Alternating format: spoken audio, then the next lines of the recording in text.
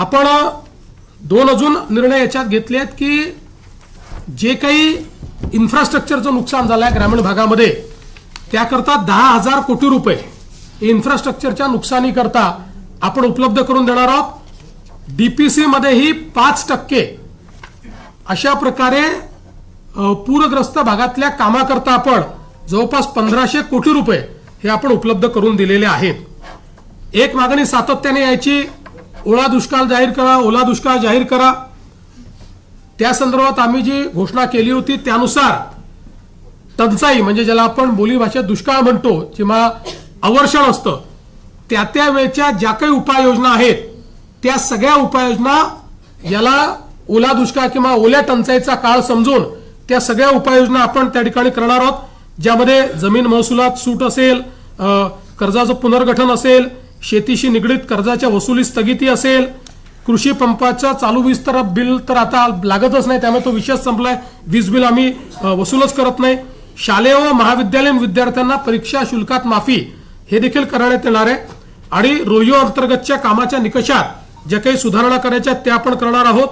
आणि विशेषतः अतिवृष्टी व पूर परिस्थितीमध्ये हे जे काही तालुके आपण जाहीर केले आहेत तिथे शेतीच्या वीज पंपाची जी काही वीज जोडणी आहे ती त्या ठिकाणी अबाधित राहील, त्याचं नुकसान झालं असेल तर त्याची भरपाई मिळेल.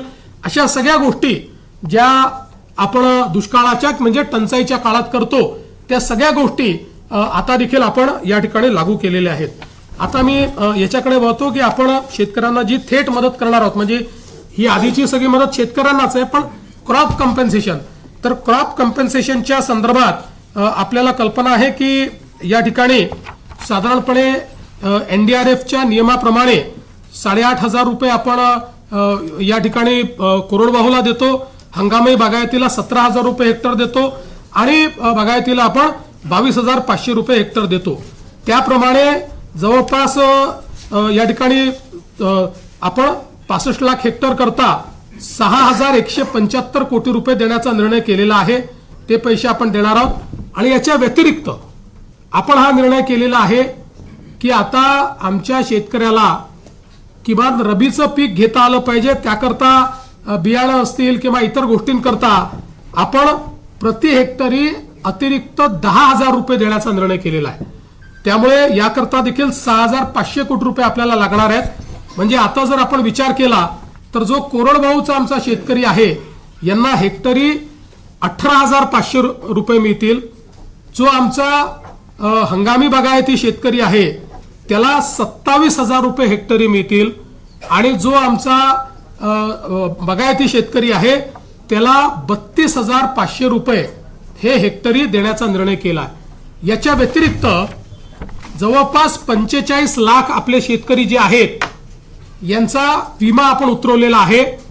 विमा उतरवलेल्या शेतकऱ्यांना याच्या व्यतिरिक्त आता त्याचं कॅल्क्युलेशन चाललेलं आहे, पण याच्या व्यतिरिक्त अगदी कन्झर्वेटिव्ह साईडला जरी आपण पकडलं तरी ज्यांचं पूर्ण नुकसान झालेलं आहे अशा शेतकऱ्यांना साधारणपणे 17,000 रुपये हेक्टरी विम्याचे पैसे मिळतील.